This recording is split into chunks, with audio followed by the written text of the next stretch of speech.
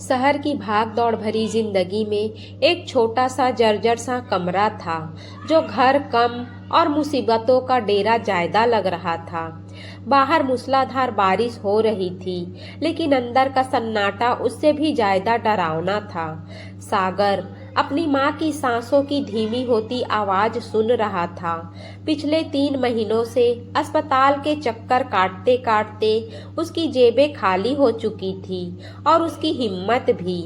Doctor की वो भारी भरकम आवाज अभी भी उसके कानों में गूंज रही थी। सागर, अगले 24 घंटों में ऑपरेशन नहीं हुआ तो हम माँ को नहीं बचा पाएंगे। इसी बीच अंदर वाले कमरे से उसकी छोटी बहन सोनम की सिसकियां सुनाई दी। सागर के पैरों तले जमीन खिसक गई। सोनम की शादी में बस 4 दिन बचे थे और लड़के वालों ने साफ कह दिया था, अगर दहेज में वो 5 लाख रुपये और जेवर नहीं देंगे तो बारात दरवाजे से वापस लौट जाएगी। एक तरफ माँ की जिंदगी थी तो दूसरी तरफ बहन की इज्जत। सागर के पास बेचने के लिए अपना ईमान नहीं था और न ही उसके पास कोई ऐसी संपत्ति थी जिसे बेचकर वो पैसे जुटा सके। उसने अपनी फटी हुई शर्ट को ठीक किया, बालों में पानी लगाकर उन्हें थोड़ा सीधा किया और अपनी आंखों के आंसू पोंछते हुए आईने में खुद को देखा। सब ठीक हो जाएगा, उसने खुद से फुसफुसाते हुए कहा। हालांकि उसे पता था कि वह खुद को झूठ बोल रहा है। अगली सुबह वह शहर की सबसे नामी कंपनी सिंघानिया ग्रुप के बाहर खड़ा था, हाथ में एक पुरानी फाइल और पैरों में घिसे हुए जूते। उसे बस एक प्यून की नौकरी चाहिए थी ताकि वह किसी तरह महीने भर की तनख्वाह एडवांस ले सके। उसके आसपास सूट बूट पहने लोग ऐसे गुजर रहे थे जैसे वह कोई कूड़ा हो। तभी एक लग्जरी कार आकर रुकी। चारों तरफ सन्नाटा छा गया। कार का दरवाजा खुला और बाहर निकली सपना सिंघानिया। खूबसूरती ऐसी कि जैसे कोई मूरत हो, लेकिन चेहरे पर ऐसी बर्फ जैसी ठंडक थी जो किसी को भी जमा दे। वो कंपनी की मालकिन थी और आज वह भी अपने गुस्से में किसी को नौकरी से निकालने के मूड में थी। सागर जब अपनी फाइल लेकर केबिन की ओर बढ़ा तो गार्ड्स ने उसे रोकने की कोशिश की, लेकिन धक्का मुक्की में सागर का हाथ छूटा और उसकी फाइल सीधे सपना की मेज पर जा गिरी। सारे कागजात बिखर गए। सपना ने अपनी नजरें ऊपर उठाई। उसकी तीखी निगाहें सागर के चेहरे पर टिकी। सागर ने घबराते हुए कहा, मैडम, माफी चाहता हूँ, मुझे बस एक नौकरी चाहिए। मेरी माँ की जान दांव पर है, मेरी बहन की शादी है, मैं कुछ भी काम कर लूंगा, बस मुझे पैसे चाहिए। सपना ने अपनी ठंडी निगाहों से उस लड़के को ऊपर से नीचे तक देखा। उसकी आंखों में चमक, चेहरे पर एक बेबस सा सादगी भरा मासूमियत था और कपड़ों पर गरीबी की गहरी छाप। सपना की नजरें उसकी आंखों में छिपी उस ईमानदारी पर आकर रुक गई जो इस शहर के रईसों में कहीं खो गई थी। सपना के दिमाग में एक बिजली सी कौंधी। उसे एक ऐसे ही सीधे साधे मोहरे की तलाश थी जो समाज की नजरों में उसका पति बन सके और उसकी निजी जिंदगी को दुनिया की नजरों से बचा सके। उसने मेज पर पड़ा अपना पेन उठाया, कागजों को समेटा और एक ठंडी मुस्कान के साथ बोली, तुम्हें नौकरी नहीं चाहिए सागर, तुम्हें एक कॉन्ट्रैक्ट चाहिए। क्या तुम मुझसे शादी करोगे? पूरे ऑफिस में सन्नाटा छा गया। सागर के हाथ से फाइल छूटकर नीचे गिर गई। उसकी धड़कनें जैसे रुक गई थी। उसने सोचा था कि उसे अपमान मिलेगा, लेकिन यहाँ तो उसकी पूरी जिंदगी बदलने का एक ऐसा ऑफर था जिसे ना कहना उसके लिए नामुमकिन था। सपना का वह सवाल, क्या तुम मुझसे शादी करोगे, हवा में किसी बिजली की तरह गूंज रहा था। ऑफिस के केबिन में सन्नाटा इतना गहरा था कि सागर को अपनी ही धड़कनें सुनाई दे रही थी। उसने सपना की ओर देखा। वह अपनी आलीशान कुर्सी पर बैठी थी। उसके चेहरे पर अब कोई भाव नहीं था, जैसे वह कोई बिजनेस डील की बात कर रही हो। सागर ने लड़खड़ाती आवाज में कहा, मैडम, आप मजाक कर रही हैं ना? मैं एक गरीब प्यून हूँ और आप शहर की सबसे बड़ी बिजनेस टाइकून। हम दोनों में कोई मेल नहीं है। सपना उठी, धीरे धीरे चलते हुए सागर के करीब आई। उसकी परफ्यूम की खुशबू सागर के पास पहुंच रही थी। सपना ने ठंडी आवाज में कहा, सागर, मैं यहाँ मजाक करने के लिए नहीं बैठी हूँ।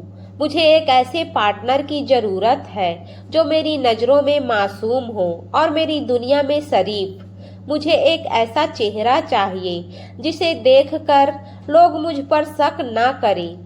तुम गरीब हो, मजबूर हो, इसलिए तुम मेरी हर शर्त मानोगे और बदले में तुम्हें वो सब मिलेगा जो तुमने अपनी माँ और बहन के लिए मांगा है। सपना ने अपनी टेबल पर पड़ी चेक बुक उठाई और बिना किसी झिझक के एक बड़ा सा अमाउंट भरा। फिर उसने पेन से एक और पेपर पर कुछ शर्तें लिखी और सागर की तरफ बढ़ा दिया। 1 साल का कॉन्ट्रैक्ट। सपना ने कहा, तुम मेरे पति बनोगे, समाज के सामने, परिवार के सामने, मीडिया के सामने। हम एक घर में रहेंगे, लेकिन हमारे बीच की दीवार कभी नहीं गिरेगी। 1 साल बाद तुम आजाद होगे और तुम्हारी जेब में वो रकम होगी जो तुम्हारी 3 पुश्तों की गरीबी मिटा देगी। सागर के दिमाग में एक तरफ उसकी माँ का दर्द था और दूसरी तरफ सोनम की आंखों में दिख रहा वो डर जो शादी ना होने की सूरत में उसके भविष्य को तबाह कर सकता था। उसने सपना की आंखों में देखा। उसे वहाँ कोई प्यार नहीं दिखा, सिर्फ एक जरूरत दिखी। लेकिन क्या वह अपने स्वाभिमान को गिरवी रखकर यह सौदा कर सकता था? सागर ने कांपते हाथों से वह चेक लिया। 5 लाख नहीं, उस पर 10 लाख की रकम लिखी थी। इतनी बड़ी रकम जिससे माँ का इलाज भी हो सकता था और सोनम की शादी भी शान से हो सकती थी। मैं तैयार हूँ, सागर ने एक गहरी सांस लेते हुए कहा। उसकी आवाज में एक अजीब सा ठहराव था। सपना के चेहरे पर एक जीत भरी मुस्कान आई। उसने अपना हाथ आगे बढ़ाया। Deal done. आज रात से ही तुम मेरे साथ मेरे बंगले पर रहोगे। तैयार हो जाओ सागर, तुम्हारी बेचैनी भरी जिंदगी का अंत होने वाला है। जैसे ही सागर केबिन से बाहर निकला, उसे लगा जैसे वह एक ऐसी सुरंग में घुस गया है जहां से वापसी का रास्ता बंद हो चुका है। बाहर धूप बहुत तेज थी, लेकिन सागर को लग रहा था कि वह एक बहुत लंबी और धुंधली रात की शुरुआत कर रहा है। उसे नहीं पता था कि यह सौदा सिर्फ एक कॉन्ट्रैक्ट नहीं, बल्कि उसके और सपना के बीच एक ऐसी कहानी की नींव रखा जा रहा है जो दोनों की दुनिया बदल देगी। सपना का बंगला किसी आलीशान महल से कम नहीं था। सागर जब वहां पहुंचा तो उसे लगा जैसे वह किसी दूसरे ग्रह पर आ गया हो। जहां वह रहता था वहां मुश्किल से रोशनी पहुंचती थी और यहाँ हर कोने में महंगी लाइट्स और कीमती झाड़ फानूस चमक रहे थे। सपना ने उसे एक नौकरानी के जरिए कुछ महंगे कपड़े भिजवाए। इन्हें पहन लो और नीचे आओ। घर में कुछ खास मेहमान आ रहे हैं जिन्हें मुझे दिखाना है कि मैं अब सिंगल नहीं हूँ। सपना ने इंटरकॉम पर सख्त लहजे में निर्देश दिया। सागर ने वो कपड़े पहने जो उसे अजीब लग रहे थे। वह आईने के सामने खड़ा हुआ तो उसे खुद पर हंसी आई। एक प्यून जिसने कभी अपनी सादगी को ही अपना गहना माना था, आज रेशम के कपड़ों में लिपटा हुआ था। वह नीचे आया तो देखा कि हॉल मेहमानों से भरा था। सपना के बिजनेस पार्टनर, अमीर रिश्तेदार और मीडिया के कुछ लोग वहां मौजूद थे। सपना ने जैसे ही सागर को देखा वह तेजी से उसकी ओर बढ़ी। उसने अपना हाथ सागर के हाथ में फंसाया। सागर का हाथ कांप रहा था, लेकिन सपना की पकड़ मजबूत, बहुत मजबूत थी। ये सागर है, सपना ने पूरे आत्मविश्वास के साथ कहा। मेरे पति। कमरे में सन्नाटा छा गया। सब उसे ऐसे देख रहे थे जैसे वह कोई अजूबा हो। लोग फुसफुसाने लगे। सपना सिंघानिया ने इस साधारण से लड़के से शादी कर ली। क्या यह कोई मजाक है? तभी सपना की एक प्रतिद्वंदी नताशा हाथ में शैंपेन का गिलास लिए आगे बढ़ी। उसने एक तिरछी मुस्कान के साथ सागर को देखा और बोली, तो ये है मिस्टर सिंघानिया। क्या आप हमें बता सकते हैं कि आपने सपना को कैसे इम्प्रेस किया, या फिर ये कोई चैरिटी का मामला है? पूरे हॉल में हंसी के फव्वारे छूटने लगे। सागर का चेहरा शर्म से लाल हो गया। उसने नीचे की तरफ देखा। उसकी आंखों में आंसू नहीं थे, लेकिन एक गहरी टीस थी। तभी सपना ने उसका हाथ दबाया, एक संकेत दिया कि उसे अपनी मर्यादा नहीं खोनी है। सागर ने नताशा की आंखों में आंखें डालकर बड़े शांत और नम्र स्वर में कहा, नताशा जी, कुछ रिश्ते बाजार की कीमत से नहीं, दिल के एहसासों से बनते हैं। सपना ने मुझे नहीं चुना। हमने एक दूसरे के साथ जीवन का सफर तय करने का फैसला किया है। और जहां तक रही बात चैरिटी की, तो मैं इतना तो जानता हूँ कि इंसान का असली मोल उसके कपड़ों से नहीं, उसके चरित्र से होता है। पूरे हॉल में सन्नाटा पसर गया। किसी को उम्मीद नहीं थी कि यह साधारण दिखने वाला लड़का इतनी गहराई से बात करेगा। सपना भी एक पल के लिए हैरान रह गई। उसने जिस मोहरे को अपना रसूख बचाने के लिए इस्तेमाल करने का सोचा था, उस मोहरे की अपनी एक चमक थी। मेहमानों के जाने के बाद हॉल में केवल सन्नाटा था। सपना ने सागर के करीब आकर पूछा, तुमने ऐसा क्यों कहा? मैंने तुम्हें बस खामोश रहने को कहा था। सागर ने उसकी आंखों में देखते हुए धीरे से कहा, मैंने झूठ नहीं बोला सपना। जो एहसास मुझे अपनी माँ के लिए और अपनी बहन के लिए उस चेक को देखते हुए हुआ, वो मेरे दिल की सच्चाई थी। मैं आपकी साख बचाने के लिए आपका पति बना हूँ, लेकिन अपना स्वाभिमान खोने के लिए नहीं। सपना को लगा जैसे सागर ने उसे पहली बार आईना दिखाया हो। उस रात पहली बार सपना को महसूस हुआ कि उसके बंगले की ऊंची दीवारों के पीछे एक इंसान आ चुका है, जो उसकी बनावटी दुनिया को अपने सादगी भरे प्यार से बदलने की ताकत रखता है। सागर की माँ की सर्जरी की तारीख आ चुकी थी। वह अस्पताल के कॉरिडोर में बैठा था। उसका मन बुरी तरह अशांत था। हालांकि सपना ने उसे पैसे दे दिए थे, लेकिन एक बेटा होने के नाते वह माँ की जान को लेकर डरा हुआ था। वहीं दूसरी ओर सोनम की शादी में बस 2 दिन बचे थे। तभी अस्पताल के गलियारे में तेज कदमों की आहट हुई। सागर ने ऊपर देखा तो वह हैरान रह गया। सपना वहां खड़ी थी। उसने आज कोई महंगा गाउन नहीं, बल्कि एक साधारण सा सूट पहना था, जो उसकी सादगी को और भी निखार रहा था। सपना, तुम यहाँ क्या कर रही हो? सागर ने अचंभे से पूछा। सपना ने इर्द गिर्द देखा और धीरे से बोली, मैं बस यह देखने आई थी कि क्या सब कुछ ठीक है। मैंने अस्पताल के बेस्ट सर्जन से बात की है। तुम्हें चिंता करने की जरूरत नहीं है। सागर भावुक हो गया। उसने कहा, मैंने तो सिर्फ कॉन्ट्रैक्ट साइन किया था। तुमने तो मेरी जिंदगी का बोझ अपने कंधों पर उठा लिया है। ये सब करने की क्या जरूरत थी? सपना ने खिड़की के बाहर देखते हुए कहा। सागर, मैं वो औरत हूँ जो हर चीज को बिजनेस की तरह देखती है। लेकिन तुम्हारे परिवार की इस मासूमियत को देखकर मुझे लगा कि शायद जिंदगी में सिर्फ प्रॉफिट ही सब कुछ नहीं होता। सर्जरी सफल रही।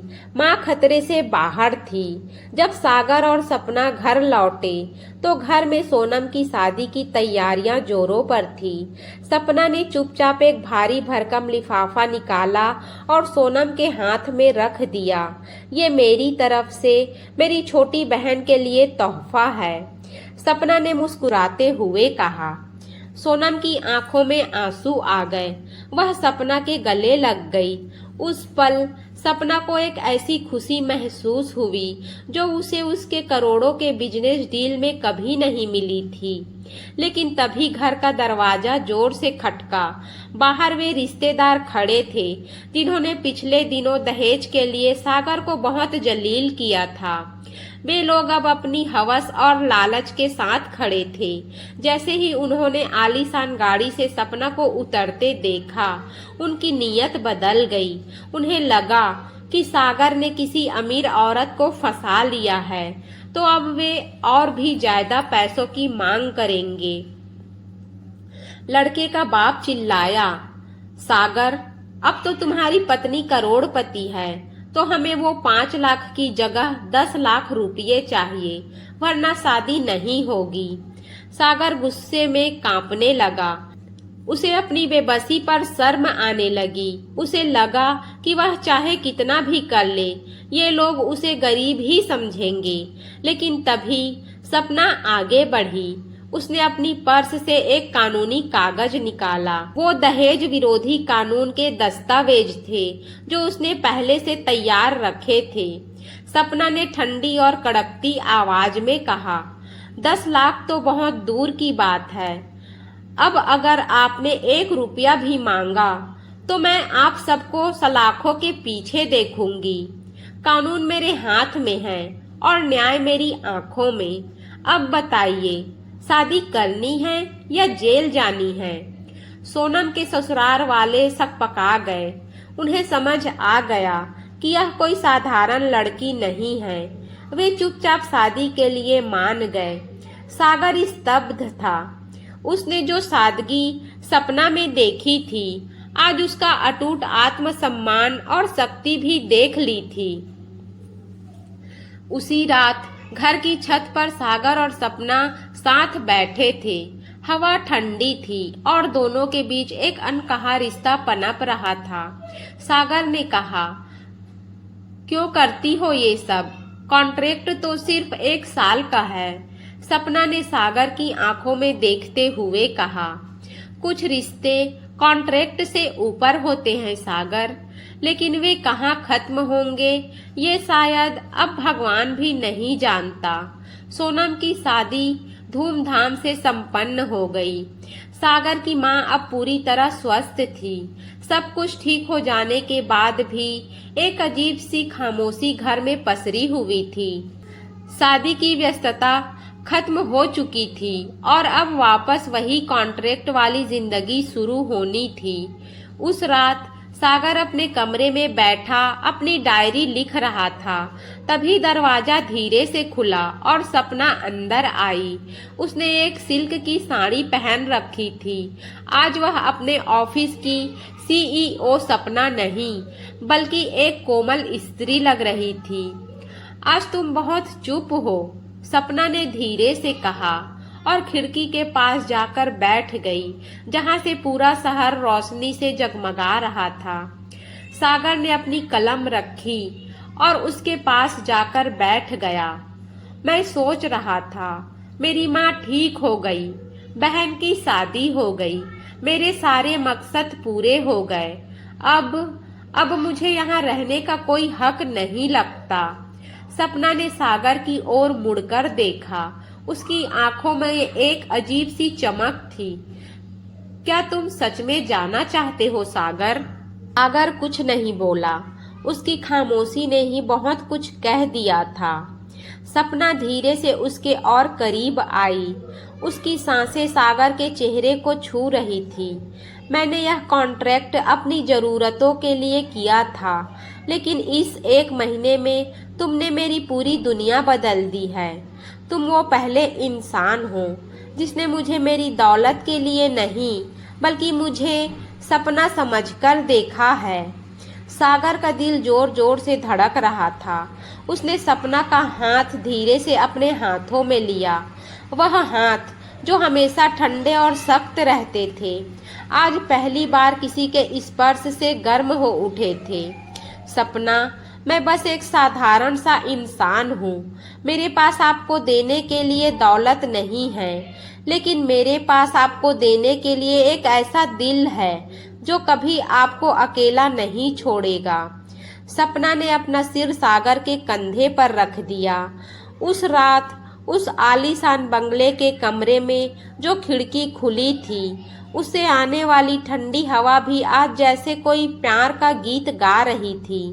वह पल ऐसा था जहां समय थम गया हो, कॉन्ट्रैक्ट की शर्तें कहीं पीछे छूट गई थी और सिर्फ 2 दिल एक दूसरे की धड़कनों को महसूस कर रहे थे। सपना धीरे से फुसफुसाई, सागर, अगर यह कॉन्ट्रैक्ट कभी खत्म ना हो तो, अगर यह 1 साल जिंदगी भर में बदल जाए तो। सागर ने सपना की ओर देखा। कॉन्ट्रैक्ट सिर्फ कागजों पर होते हैं सपना, जो हमारे बीच है वह कागजों का मोहताज नहीं है। तभी अचानक फोन की घंटी बजी। वह सपना का ऑफिस का फोन था। एक इमरजेंसी कॉल। सपना का चेहरा तुरंत बदल गया। उसकी आंखों की वो कोमलता फिर से गंभीरता में बदल गई। मुझे जाना होगा सागर, एक बहुत बड़ी डील फंस गई है। वह तुरंत वहां से निकल गई, लेकिन जाते जाते उसने मुड़कर सागर को जो मुस्कान दी, वह बता रही थी कि अब दोनों की जिंदगी पहले जैसी कभी नहीं रहने वाली। सागर अकेला छत पर खड़ा रहा, आसमान की ओर देखते हुए। उसे एहसास हुआ कि प्यार की यह शुरुआत जितनी खूबसूरत है उतनी ही मुश्किल भी होने वाली है, क्योंकि सपना की दुनिया के अंधेरे अभी भी बाकी थे। सपना के चले जाने के बाद सागर को बेचैनी होने लगी थी। उसे महसूस हुआ कि सपना जिस दुनिया में रहती है वहाँ सिर्फ चमक दमक ही नहीं बल्कि गहरी साजिशों का काला अंधेरा भी है। अगले दिन जब सपना ऑफिस से घर लौटी तो उसका चेहरा उतरा हुआ था।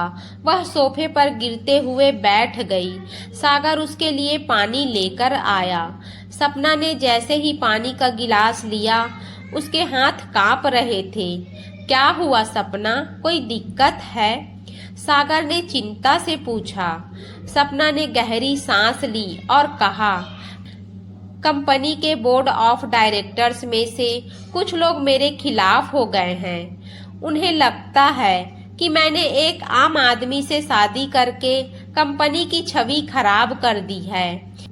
वे कल मीटिंग में मेरे सीईओ पद को चुनौती देने वाले हैं। सागर को समझ आया कि यह सब उसके कारण हो रहा है। उसे बुरा लगा।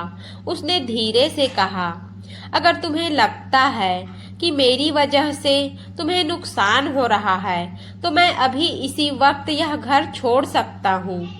सपना ने तुरंत अपना हाथ सागर के होठों पर रख दिया। नहीं सागर, मुझे तुम्हारी जरूरत है। वे लोग मुझे तोड़ना चाहते हैं। वे चाहते हैं कि मैं अकेली पड़ जाऊं ताकि वे कंपनी पर कब्जा कर सकें, लेकिन तुम ही मेरी ताकत हो। उसी समय बंगले की डोरबेल बजी। रात का समय था। बाहर सपना का पुराना दोस्त और बिजनेस पार्टनर विक्रम खड़ा था। विक्रम हमेशा से सपना को पसंद करता था, लेकिन सपना ने कभी उसे भाव नहीं दिया। अब उसे सागर और सपना की बढ़ती नजदीकी बर्दाश्त नहीं हो रही थी। विक्रम अंदर आया। उसकी आंखों में नफरत थी। उसने सागर को सिर से पैर तक देखा और हंसते हुए बोला, वाह सपना, क्या दिन आ गए हैं। एक प्यून को अपने बेडरूम में जगह दे दी। क्या तुम्हें लगता है कि यह तुम्हारी कंपनी बचा पाएगा? सागर अपनी जगह पर खड़ा रहा। उसने अपनी शालीनता नहीं खोई, लेकिन उसकी आवाज में एक कठोरता थी। विक्रम जी, कपड़े बदलने से इंसान की औकात नहीं बदलती, लेकिन नियत बदलने से इंसान का गिरना तय है। सपना को मेरी जरूरत है या नहीं, यह वो तय करेगी, आप नहीं। विक्रम गुस्से में आग बबूला हो गया। विक्रम गुस्से में आगे बढ़ा तो सपना बीच में आ गई। विक्रम, मेरे घर से बाहर निकल जाओ और कल बोर्ड मीटिंग में देखना कि मैं कैसे अपना पद संभालती हूँ। विक्रम के जाने के बाद सपना को एहसास हुआ कि मामला अब हाथ से निकल रहा है। उसे डर था कि कहीं सागर को कोई नुकसान ना पहुंचा दे। उसने सागर का हाथ थामा और कहा, कल बहुत अहम दिन है, क्या तुम मेरे साथ चलोगे? वे तुम्हें नीचा दिखाने की पूरी कोशिश करेंगे। सागर ने मुस्कुराते हुए कहा, अगर तुम्हें मेरी मौजूदगी से हिम्मत मिलती है तो मैं दुनिया की किसी भी महफिल में तुम्हारे साथ खड़ा होने को तैयार हूँ। उन्हें नहीं पता था कि अगली सुबह एक ऐसा तूफान आने वाला था जो न केवल उनके कॉन्ट्रैक्ट को बल्कि उनके पूरे रिश्ते की नींव को हिला देने वाला था। अगली सुबह सिंघानिया ग्रुप का हेडक्वार्टर किसी रणभूमि जैसा लग रहा था। बोर्ड रूम में सन्नाटा था। सपना के विरोधी, जिनमें विक्रम सबसे आगे था, अपनी जीत के लिए पूरी तरह आश्वस्त थे। जब सपना अपने केबिन से बाहर निकली तो उसके साथ सागर था, सादगी से भरा लेकिन आंखों में एक अलग ही आत्मविश्वास लिए। जैसे ही वे बोर्ड रूम में दाखिल हुए, कानाफूसी शुरू हो गई। विक्रम ने व्यंग करते हुए कहा, तो सीईओ साहिबा, आप अपनी कंपनी बचाने के लिए इस प्यून को लेकर आई हैं। क्या आपको लगता है कि यह बोर्ड के जटिल आंकड़ों और बिजनेस पॉलिसीज को समझ पाएगा? सपना ने कोई जवाब नहीं दिया, बस सागर की ओर देखा। सागर धीरे से आगे बढ़ा। उसके पास कोई महंगा सूट नहीं था, बस एक साधारण सी सफेद शर्ट थी। उसने मेज पर अपना हाथ रखा और बोर्ड के सभी सदस्यों की आंखों में देखकर बोला, सर, मैं आंकड़ों का जानकार नहीं हूँ, लेकिन मुझे बाजार की नब्ज पता है। आप लोग जो बिजनेस प्लान महीनों से फाइलों में घुमा रहे हैं, उसका जमीन पर क्या असर होता है, यह मैंने अपनी गरीबी में देखा है। उसने अपनी जेब से कुछ कागजात निकाले। वे रिपोर्ट्स थी जो उसने अपनी नौकरी के दौरान चुपचाप तैयार की थी।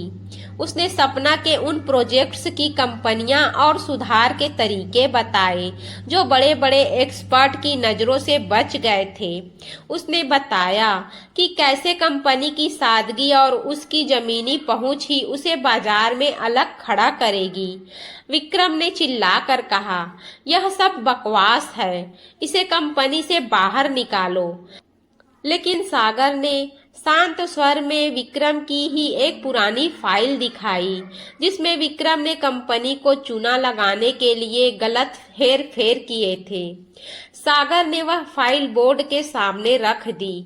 विक्रम जी, आप कंपनी बचाने की बात कर रहे हैं या अपनी चोरी छुपाने की? ये सबूत है आपकी उन डील्स के जो कंपनी के खिलाफ थी। पूरा बोर्ड रूम सन्न रह गया। सपना ने देखा कि कैसे सागर ने अपनी सादगी का इस्तेमाल करके एक चालाक दुश्मन को ढेर कर दिया। बोर्ड के मेंबर्स ने विक्रम के खिलाफ जांच बिठाने का फैसला किया और सपना के नेतृत्व पर अपना भरोसा फिर से जता दिया। मीटिंग के बाद जब वे कार की ओर बढ़ रहे थे, सपना ने सागर को गौर से देखा। तुमने यह कैसे किया सागर? तुमने कब ये सब सबूत जुटाए? सागर ने अपनी मासूम मुस्कान के साथ कहा, जब तुम ऑफिस में काम करती थी तो मैं बस एक प्यून की तरह हर जगह मौजूद था। मैंने बहुत कुछ सुना, बहुत कुछ देखा और अपनी ईमानदारी से फाइलें संभाली। मैं बस तुम्हें गिरने से बचाना चाहता था सपना। सपना के दिल में सागर के प्रति जो सम्मान था वह अब गहरे प्यार में बदल चुका था। उसने कार का दरवाजा बंद किया और सागर का हाथ थाम लिया। लेकिन इसी जीत के बीच उन्हें एक ऐसी खबर मिली जिसने उनकी खुशी पर पानी फेर दिया। सपना की माँ ने उन्हें घर बुलाया था, एक ऐसी घोषणा के साथ जो उनके इस कॉन्ट्रैक्ट और प्यार की राह में सबसे बड़ी रुकावट बनने वाली थी। सपना और सागर जब सपना के मायके पहुंचे तो माहौल बहुत गंभीर था। सपना की माँ, जो एक बेहद प्रभावशाली महिला थी, हॉल में बैठी थी। उन्हें देखते ही सपना समझ गई कि हवा का रुख बदला हुआ है। सपना की माँ ने मेज पर एक अखबार रखा। उसमें सपना और सागर की फोटो थी जिसके नीचे लिखा था, क्या एक प्यून सिंघानिया एम्पायर का वारिस बनेगा। माँ ने ठंडी निगाहों से सागर को देखा और फिर सपना से कहा, सपना, तुमने जो किया वह तुम्हारा निजी मामला था, लेकिन अब बात मेरी कंपनी और खानदान की प्रतिष्ठा तक पहुंच गई है। समाज में हमारी खिल्ली उड़ाई जा रही है। मैंने फैसला किया है कि सागर अब तुम्हारे साथ नहीं रहेगा। सागर के पैरों तले जमीन खिसक गई। उसने कुछ कहना चाहा, लेकिन सपना की माँ ने उसे बीच में ही टोक दिया। सागर, तुम अच्छे इंसान हो सकते हो, लेकिन तुम मेरी बेटी की दुनिया के नहीं हो। मैं चाहती हूँ कि तुम यह घर छोड़ दो और सपना से अलग हो जाओ। सपना गुस्से और दर्द से कांप उठी। माँ, आप क्या कह रही हैं? मैंने जो भी किया अपनी मर्जी से किया और सागर ने न केवल मेरा साथ दिया बल्कि कंपनी को भी बर्बादी से बचाया है। माँ ने मेज पर एक और कागज रखा। यह हमारा पारिवारिक वसीयत है। अगर तुम इस शादी को खत्म नहीं करती तो मैं कंपनी के सारे शेयर्स वापस ले लूंगी और तुम्हें सीईओ के पद से हटा दूंगी। अब तुम्हें चुनना है, तुम्हारा प्यार या तुम्हारा कैरियर जिसे तुमने सालों की मेहनत से बनाया है। सागर ने उस कागज की ओर देखा। उसे पता था कि सपना के लिए उसकी कंपनी क्या मायने रखती है। उसने सपना का हाथ धीरे से छोड़ा और आगे बढ़कर कहा, सपना, मैं नहीं चाहता कि मेरी वजह से तुम अपना सब कुछ खो दो। माँ जी सही कह रही है, मैं तुम्हारी दुनिया का हिस्सा नहीं हूँ। सपना की आंखों में आंसू थे। उसने जोर से सागर का हाथ पकड़ लिया। तुमने अभी अभी कहा था कि रिश्ता कागजों का मोहताज नहीं होता, तो अब ये कागज तुम्हें कैसे बदल सकते हैं सागर? अगर मुझे ये साम्राज्य छोड़ना भी पड़ा तो मैं छोड़ दूंगी, लेकिन तुम्हें नहीं। माँ चौंक गई। उन्होंने कभी नहीं सोचा था कि सपना एक प्यून के लिए अपना इतना बड़ा साम्राज्य दांव पर लगा देगी। उन्होंने धमकी दी, अगर तुम ऐसा करती हो तो याद रखना, तुम्हें एक पाई भी नहीं मिलेगी। तुम दोनों सड़क पर आ जाओगे। सपना बिना पीछे मुड़े सागर का हाथ थामे घर से बाहर निकल गई। उस रात बारिश हो रही थी। सपना का आलीशान जीवन और उसकी सुरक्षा सब पीछे छूट गए थे। वे दोनों सड़क पर थे, केवल एक दूसरे का हाथ थामे। सागर ने घबरा कर पूछा, सपना, तुमने ये क्या किया? तुम्हारे पास कुछ भी नहीं बचा। सपना ने मुस्कुराते हुए सागर के सीने पर अपना सिर रख दिया। मेरे पास तुम हो सागर, और मुझे यकीन है कि जो इंसान अपनी ईमानदारी से कंपनी बचा सकता है वो अपनी मेहनत से अपनी पत्नी के लिए फिर से सब कुछ खड़ा कर सकता है। लेकिन रात का अंधेरा अभी बाकी था। उन्हें नहीं पता था कि उनके बाहर निकलते ही विक्रम ने एक और चाल चली थी। उसने सपना के उन सभी बैंक खातों को फ्रीज करवा दिया था जो अभी भी उसके पास थे। वे अब सच में बेसहारा थे। सपना और सागर अब उस बंगले से दूर शहर के एक छोटे से इलाके में एक किराए के कमरे में आ चुके थे, जहां एक दिन पहले सपना करोड़ों के साम्राज्य की मालकिन थी। आज उसके हाथ में बस एक छोटा सा बैग था। सपना की मां ने अपनी धमकी को सच कर दिखाया था। सारे बैंक खाते फ्रीज हो चुके थे। कमरे में सिर्फ एक पंखा था, पुरानी दीवारें थी और खिड़की से आती हुई शहर के शोर की गूंज। सपना कमरे के एक कोने में बैठी थी। उसकी आंखों में आंसू नहीं थे, बल्कि एक सन्नाटा था। सागर धीरे से उसके पास आया और उसके हाथ में एक गिलास गर्म चाय थमाई।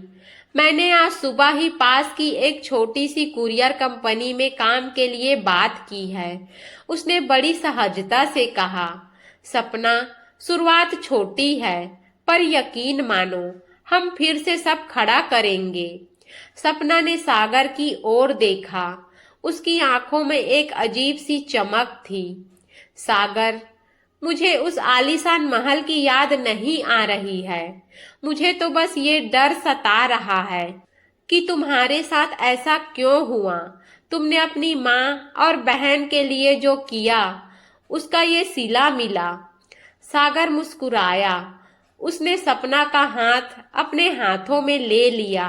सपना, ये सिला नहीं, ये इम्तिहान है, और इस इम्तिहान में हम अकेले नहीं हैं। देखो, तुम्हारे पास वो बिजनेस माइंड है और मेरे पास वो मेहनत है जो किसी भी बड़ी कंपनी की नींव रख सकती है। हम अपनी खुद की एक नई शुरुआत करेंगे।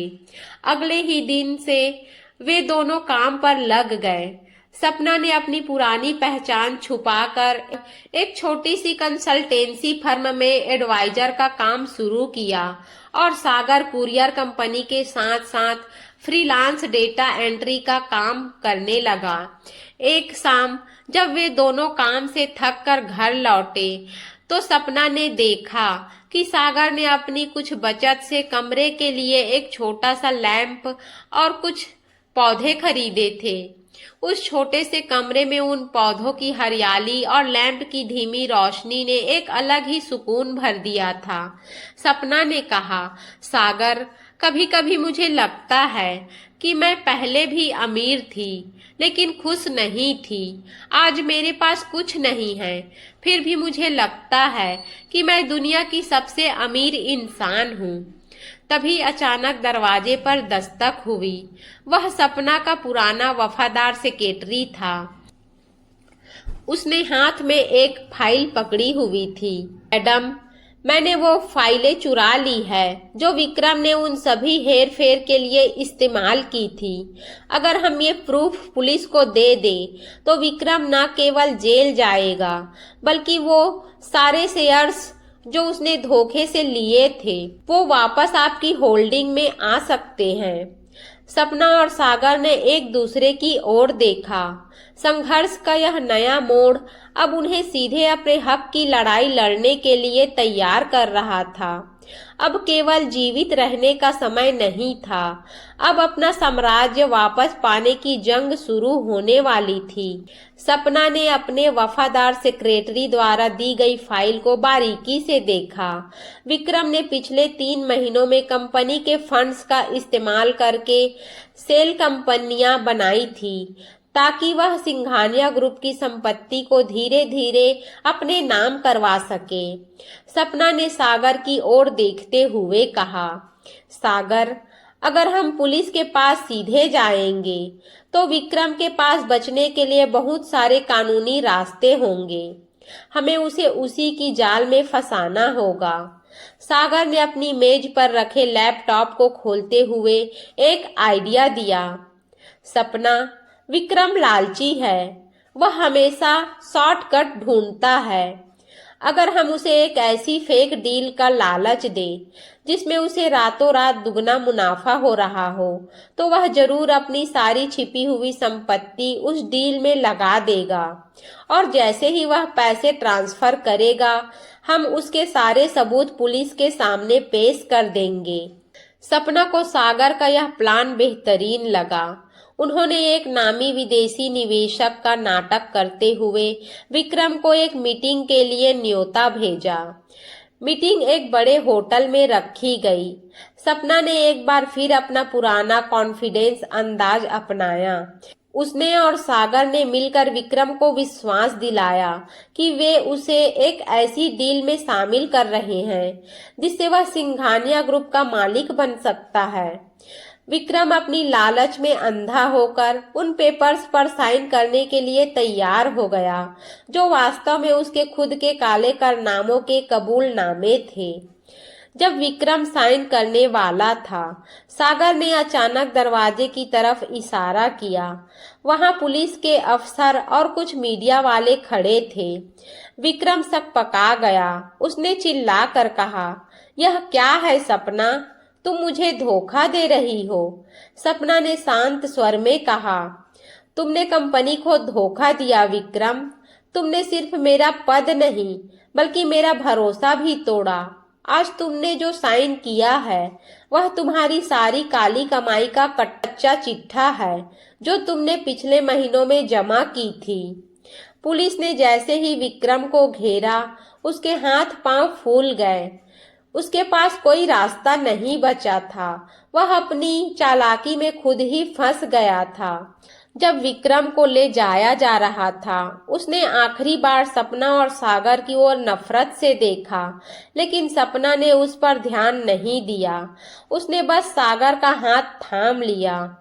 जीत की यह खुशी सिर्फ कंपनी वापस पाने की नहीं थी, यह उस सम्मान को वापस पाने की थी जो उन्होंने अपनी मेहनत से कमाया था। उस शाम जब वे वापस अपने छोटे से किराए के कमरे में आए, तो उन्हें पता था कि कल से उनकी जिंदगी फिर से बदलने वाली है। एक बड़े तूफान के बाद की शांति और नई उम्मीदों के साथ विक्रम के जेल जाने के बाद सिंघानिया ग्रुप की पूरी कमान फिर से सपना के हाथों में आ गई। मीडिया और बाजार में सपना और सागर की जोड़ी की चर्चा फिर से होने लगी। इस बार किसी कॉन्ट्रैक्ट के लिए नहीं, बल्कि उनकी अटूट हिम्मत और ईमानदारी के लिए। सपना ने अपनी कंपनी में बहुत से बदलाव किए। उसने एक ऐसी नीति बनाई जहां प्यून से लेकर मैनेजर तक हर किसी की बात सुनी जाएगी। उसने कंपनी का एक हिस्सा सागर के नाम किया और उसे आधिकारिक तौर पर अपना पार्टनर और जीवन साथी घोषित कर दिया। तभी एक शाम सपना के बंगले पर एक लग्जरी कार आकर रुकी। कार से सपना की मां उतरी। इस बार उनके चेहरे पर वह पहले वाला अहंकार नहीं था, बल्कि एक अजीब सी खामोशी और पछतावा था। सपना और सागर बाहर आए। मां ने अपनी नजरें झुकाते हुए कहा, मैंने बहुत बड़ी गलती की थी सपना। मुझे लगा कि दौलत से रिश्ते खरीदे जा सकते हैं, लेकिन मैंने देखा कि कैसे जब तुम पर बुरा वक्त आया तो तुम्हारे साथ सिर्फ ये लड़का खड़ा था। मेरी समझ गलत थी। सपना ने अपनी माँ की आंखों में आंसू देखे। उसने आगे बढ़कर अपनी माँ को गले लगा लिया। माँ ने सागर की ओर हाथ बढ़ाया। सागर ने बहुत सम्मान से उनके पैर छुए। माँ ने कहा, सागर, मैंने तुम्हें सिर्फ तुम्हारी हैसियत से परखा था। आज मुझे समझ आ गया कि तुम उस दौलत से कहीं ज्यादा कीमती हो जो मेरे पास है। उस रात घर में एक दावत दी गई। सपना की माँ ने सबके सामने स्वीकार किया कि सागर ने उनके परिवार की इज्जत बचाई है। घर में जो दूरियां थी वे अब खत्म हो चुकी थी।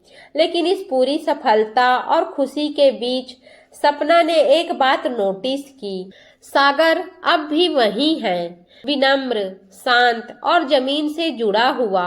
वह सफलता के नशे में नहीं है। उसे बस एक ही बात की चिंता थी, सपना की खुशी।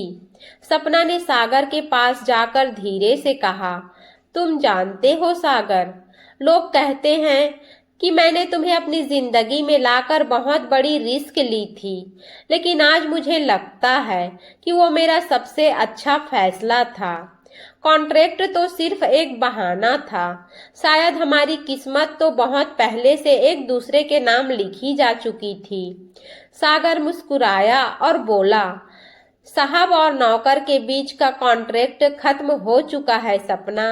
अब तो सिर्फ प्यार का रिश्ता है जो कभी खत्म नहीं होगा। शांति का यह माहौल सुकून भरा था, लेकिन कहानी के आखिरी पड़ाव पर उन्हें अपनी जिंदगी का एक सबसे बड़ा फैसला लेना था। एक ऐसी शुरुआत जो उन्हें हमेशा के लिए एक कर देगी। 1 साल पूरा हो चुका था। वही तारीख, वही केबिन जहां से सब कुछ शुरू हुआ था, लेकिन आज का नजारा बिल्कुल अलग था। केबिन में कोई प्यून या कोई घबराई हुई डील नहीं थी, बल्कि एक भव्य उत्सव की तैयारी थी। सपना और सागर ने तय किया था कि वे उस कॉन्ट्रैक्ट को हमेशा के लिए खत्म कर देंगे और एक नई शुरुआत करेंगे। उन्होंने अपनी शादी के लिए एक ऐसी जगह चुनी थी जहां कोई दिखावा नहीं था। सागर का वही छोटा सा पुराना मोहल्ला जहां की गलियों में बचपन की यादें बसी थी। शादी बेहद सादगी से हुई। सपना ने भारी गहनों की जगह अपनी माँ की दी हुई एक साधारण सी साड़ी पहनी थी और सागर ने वही सफेद शर्ट जिसमें वह पहली बार सपना से मिला था। उनकी शादी में शहर के बड़े बिजनेसमैन भी आए थे और सागर के उन दोस्तों ने भी शिरकत की जो उनके साथ बुरे वक्त में कंधे से कंधा मिलाकर खड़े थे। शादी की रस्मों के बाद सपना ने सबके सामने वह कॉन्ट्रैक्ट वाला पेपर निकाला जिस पर उन दोनों ने हस्ताक्षर किए थे। उसने धीरे से उस पेपर को जला दिया। राख उड़ते हुए आसमान में मिल गई, जैसे उनके बीच का वह समझौता अब एक अटूट बंधन में बदल गया हो। सपना ने माइक हाथ में लिया और मुस्कुराते हुए बोली, 1 साल पहले मैंने एक कॉन्ट्रैक्ट साइन किया था ताकि मैं दुनिया की नजरों में खुद को सुरक्षित रख सकूं, लेकिन उस सौदे में मुझे क्या मिला यह मैंने कभी नहीं सोचा था। मुझे मिला एक ऐसा हमसफर जिसने मुझे सिखाया कि दौलत से घर तो बन सकता है, पर प्यार से ही घर बसता है। सागर ने सपना का हाथ थाम लिया। उसकी आंखों में चमक थी। सपना, मैंने 1 साल पहले अपना स्वाभिमान दांव पर लगाकर तुम पर यकीन किया था। आज मुझे गर्व है कि मैंने सही इंसान को चुना। हम अब कोई बॉस या प्यून नहीं हैं। हम सिर्फ 2 ऐसे रूह हैं जो एक दूसरे के बिना अधूरे थे। सोनम, सागर की माँ और सपना की माँ, सबकी आंखों में खुशी के आंसू थे। वह छोटा सा मोहल्ला आज खुशियों से गुलजार था। रात के सन्नाटे में जब वे दोनों अपने नए घर की छत पर खड़े थे तो शहर की रोशनी किसी जन्नत जैसी लग रही थी। सागर ने धीरे से सपना के कान में कहा, तो अब हमारा अगला कॉन्ट्रैक्ट क्या है? सपना हंसी और बोली, अगला कॉन्ट्रैक्ट है साथ में एक नई दुनिया बनाने का जहां सिर्फ प्यार होगा और कभी कोई खामोशी नहीं होगी। और यह कॉन्ट्रैक्ट, इसकी कोई एक्सपायरी डेट नहीं है। सागर ने उसे अपने गले से लगा लिया। चांद की रोशनी उनके चेहरे पर पड़ रही थी। जो कहानी एक समझौते से शुरू हुई थी वह अब एक हमेशा के लिए वाली खूबसूरत प्रेम कहानी मुकम्मल हुई थी। तो दोस्तों, कहानी अच्छी लगी हो तो वीडियो को लाइक करें, चैनल को सब्सक्राइब करें। मिलेंगे अगले कहानी में, तब तक के लिए आप सभी का दिल से धन्यवाद।